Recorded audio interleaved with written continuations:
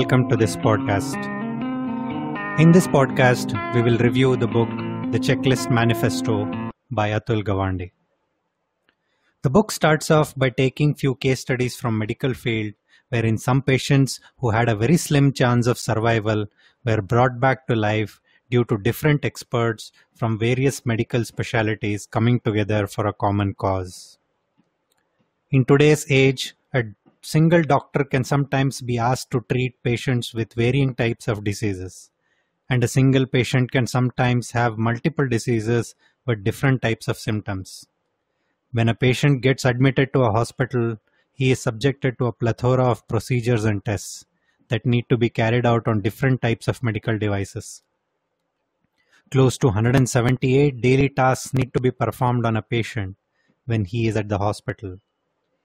The field of medicine is now reeling under the innumerable complexities. Nowadays, due to the complexities of ailments, doctors are pursuing super specialization in niche areas. The diseases and procedures of the day demand such super specialties. Author himself has moved on from being a general surgeon to an oncology surgeon to finally an endocrine oncology surgeon. Even after having super specialties, the world still witnesses thousands of deaths during surgeries. Half of them are from errors that can be completely avoided. As systems evolve and turn into complicated systems, checklists come to the rescue of engineers and technicians. In the year 1935, US Army organized a competition among the airplane manufacturers for a large contract. The frontrunner was a model from Boeing, which surpassed all the requirements. However, during the test flight, the plane crashed, killing the pilot. This cost Boeing the contract. On careful analysis, it was found that the crash was due to an error from the pilot. Flying this new beast involved many steps, and the pilot missed one step. The Army decided to buy few planes and came up with a checklist of important procedures that the pilots need to follow to fly the Boeing. When pilots started to use or follow the checklist, there was not a single crash thereafter on that airplane. Hospitals generally have an unsaid checklist called vital signs, comprising of 5 items, namely body temperature, pulse, blood pressure, respiratory rate, and pain that are monitored by the nurse. Any deviation in either of these 4 or 5 parameters is immediately brought to the notice of the doctors. This simple checklist has saved life of many patients. There are 2 main reasons that necessitate a checklist: the fallibility of human memory and attention deficit, especially while doing routine tasks that lead to errors. Checklists seem to provide protection against these issues. Critical care specialist John Pronovost decided to make a checklist for doctors that involved simple steps like A. Washing hands with soap, B. Clean patient's skin with antiseptic, C.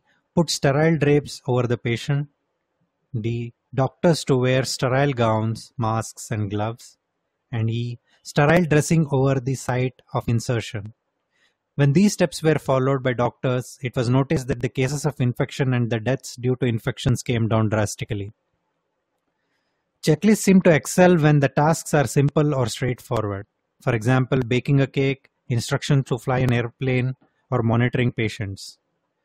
However, there are complicated problems like sending a rocket to the moon, and there are complex problems like bringing up a child, for which creating a checklist might be a challenge.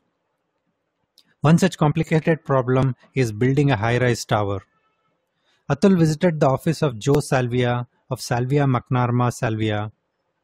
Joe explained that in medieval age, there used to be one master builder who knew all the intricacies, who used to design the buildings, engineer them, and monitor the construction. But with the passage of time, as structures started to become complex, such master builders lost their significance, as no single person could handle the construction of an entire building. In order to handle the complex construction projects, Joe's team used 2 checklists. The first checklist is the execution checklist, which goes through the excruciating details of the tasks that need to be performed on a daily basis. Every single detail on the expected outcome are listed. These are color-coded, assigned to the tasks. When a task is completed, a tick mark is added to indicate the completion of tasks. When a project is started, this checklist is prepared and shared with all experts involved in the project. Once their approval is received, this checklist is diligently followed. This checklist is called an execution checklist. Along with this checklist, the company also maintains a second checklist called as communication checklist, wherein communication tasks are listed. On a regular basis, specialists and engineers from one division may interact with engineers from another division on a regular basis. All such interactions are listed in the communication checklist. By sticking to these two checklists, the company is able to execute the complex construction project seamlessly. Atul has seen the application of these two checklist logic in many other scenarios as well. In 2005, when America was hit by Hurricane Katrina, Walmart decided to support the people by providing food and medicines. Walmart employed these two checklist logs. The first checklist listed out the items that each Walmart employee had to follow while he or she was helping the flood victims. This ensured that employees did not miss out on the essential details. Additionally, the communication checklist was in force as well, and the employees or volunteers were encouraged to talk to each other to handle emergencies on the go and coordinate with each other in order to share their experiences. Atul shares another experience from fine dining industry. Jody Adams, who is a chef and owns the Rialto restaurant and has the two checklist philosophy that has helped her to run a successful restaurant in Boston. Each of the dishes in her menu is mapped to a recipe back in the booklet. Each cook is supplied with this recipe book and they have to follow the recipe to the T and cook it according to the instructions laid out in the recipe. This book is their version of the execution checklist. The book also goes through routine updates as and when the cook hits on something unique and they see a value in modifying the recipe. Additionally, the restaurant maintains another customer-specific execution checklist that keeps track of their tastes and allergies. This helps in personalizing the experience. In addition, the staff maintain a communication checklist in the form of a daily meeting at around 5 in the evening, where they discuss any changes needed to the menu, assign replacements for absent employees, number of tables reserved for the day, and how to handle the customer inflow for that day. The execution checklist as well as communication checklist help Judy run the restaurant successfully. Author's initial attempt at a checklist was born out of a chanced phone call from a lady at World Health Organization. He was invited to a meeting wherein experts from around the world were supposed to discuss on surgical practices and the different ways and means to reduce the number of unnecessary surgeries being carried out across the world. During the meeting, it was felt that many of the deaths during these surgeries can be avoided if surgeon followed a certain set of guidelines, checklist. Surgeons from different hospitals narrated their own experiences with checklist and how they were able to contain accidents that could have resulted in death of patients. The author himself was reminded of a personal encounter with a healthcare practitioner, Stephen Luby, who was active in Pakistan and had seen a dramatic decrease in premature deaths of children in slums of Karachi by following a simple step. When his initial attempts of creating a checklist failed, Atul got in touch with expert Don Doberman to understand how the aviation industry formulate their checklists. The checklist used by pilots is not one single checklist. Aviation industry follows a multiple checklist formula where they have a collection of checklists. They have few for normal checklists for regular everyday aircraft operation. The interesting part is the non-normal checklists. Boeing has developed hundreds of checklists for all conceivable emergencies situations and the steps the pilot need to follow when they hit each of these emergencies. For example, there is a checklist on what needs to be done when there is a smoke in the cockpit or what needs to be done when a specific warning light turns on or off when a radio suddenly goes dead. There are checklists on what should be done if the co-pilot gets disabled or there is an engine failure, etc. These checklists have been found to be so effective that the pilots instinctively turn to the checklist when they are faced with a non-normal situation. Dan believes that there are good checklists and there are bad checklists. Bad checklists are vague and imprecise. They are generally long and hard to use. Good checklists are generally precise, efficient, and to the point, and easy to use. Good checklists do not spell out everything. Instead, they merely provide reminders to the user on the most critical and important steps. In aviation industry, a checklist will usually have anywhere between 5 to 10 items. This is just a guideline and not a hard rule though. These critical steps are the ones that every highly trained professional might miss out during emergencies. Hence, these make it to the checklist. Dan goes on to explain that there are two types of checklists, the do confirm checklist and read do checklist. In case of a do confirm checklist, the user first performs all the tasks from his memory experience and then looks at the checklist to confirm that he has completed all the tasks. Whereas in case of read do checklist, one first looks at the checklist and follows it step by step. When a new checklist is created, one needs to decide if it is going to be a do confirm checklist or it is going to be a read do checklist. Armed with this knowledge on creating the checklist, Atul and the rest of the World Health Organization team met again to refine the checklist that they had created. After heated discussions and disagreements, the checklist was stripped down to 19 checks spread across the same 3 pause points, that is before anesthesia, which had 7 checks, post anesthesia but before incision, 7 more checks, and finally post the operation, 5 more checks. The team decided to test this checklist in 8 different hospitals, 4 of them being in developed nations like US, Canada, UK and New Zealand, and the rest 4 from developing and poor nations like Philippines, Jordan, India and Tanzania.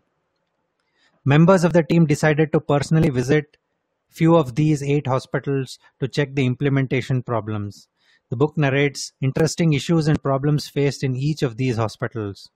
After the trials were completed and the results of the trials were analyzed, the findings were astonishing. The rate of complications from major surgeries in these hospitals reduced by 36%. Deaths reduced by a staggering 47%. Based on the past experience, out of 4,000 odd operations that were done, 435 were expected to have complication, but this number was reduced to just 277. The findings were published in New England Journal of Medicine and was acknowledged world over. Many hospitals around the world adopted and adapted the checklists in their hospitals. Atul found that checklists have made their way into the hands of investment advisors. He met 3 well-known investors, including Monish Pabrai and Guy Spire. Monish and Guy believe that in order to control one's greed and to be systematic, one needs to have an investment checklist. A good investment checklist will help an investor to weed out investment traps and look enticing at the beginning but turn out to be worthless when passed through the predefined and well-structured checklist. Pabrai understands that a checklist is not a panacea to the inherent risks and unavoidable events, but nevertheless, it helps one to stay focused in choosing quality companies. Jeff Smart, a psychologist, did a study on the success rate of venture capitalists with respect to their investments. Jeff followed many venture capitalists over a period of time and noted that those VCs who followed a checklist-based investment strategy tended to retain the managing directors of their VC-funded companies 90% of the time. Whereas companies funded by VCs not following a checklist saw their MDs being asked to leave at least 50% of the time. Additionally, checklist follow VCs saw their return on investment in the range of 80%, whereas the VCs not following a checklist saw their return on investment in the range of 35%. In spite of these results being published and known among investment advisors and VCs, most of them failed to adopt checklists in their jobs, which is strange and equally fascinating.